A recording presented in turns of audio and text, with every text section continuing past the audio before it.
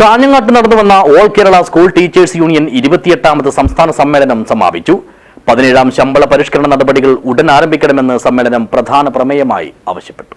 This news sponsored by Bobby Chemmanur international jewellers.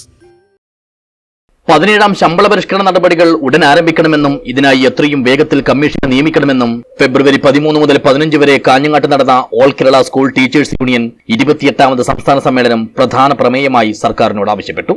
ഇതുകൂടാതെ പങ്കാളിത്ത pension നടപടി നിർത്തിവെച്ച് സ്റ്റാറ്റ്യൂട്ടറി പെൻഷൻ സമ്പ്രദായം പുനഃസ്ഥാപിക്കണമെന്നുള്ള ആവശ്യവും സമ്മേളനം പ്രമേയമായി മുന്നോട്ട് വെച്ചു.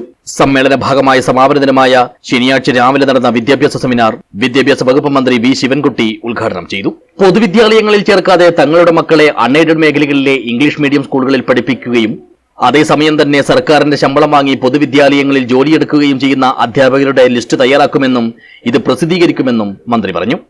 സംസ്ഥാന സെക്രട്ടറി എം വിനോദ് പരിപാടിയിൽ അധ്യക്ഷനായി. SCERT director doctor RK Jayaprakash മുഖ്യാതിഥിയായി പങ്കെടുത്തു. സംഘടക സമിതി chairman E Chandrasekharan MLA, PFCT general secretary Harikumar, സംസ്ഥാന ബാലാവകാശ കമ്മീഷൻ അംഗം ഡോക്ടർ F വിൽസൺ, AKSTU സംസ്ഥാന വൈസ് പ്രസിഡന്റ് PM ആഷിഖ് എന്നിവർ സംസാരിച്ചു.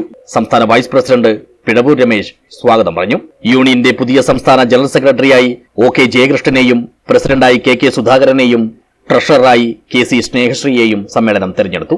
27 അംഗ സംസ്ഥാന എക്സിക്യൂട്ടീവ് കമ്മിറ്റിയും 121 അംഗ സംസ്ഥാന കൌൺസിലുമാണ് പുതുതായി നിലവിൽ വന്നത്. News bureau.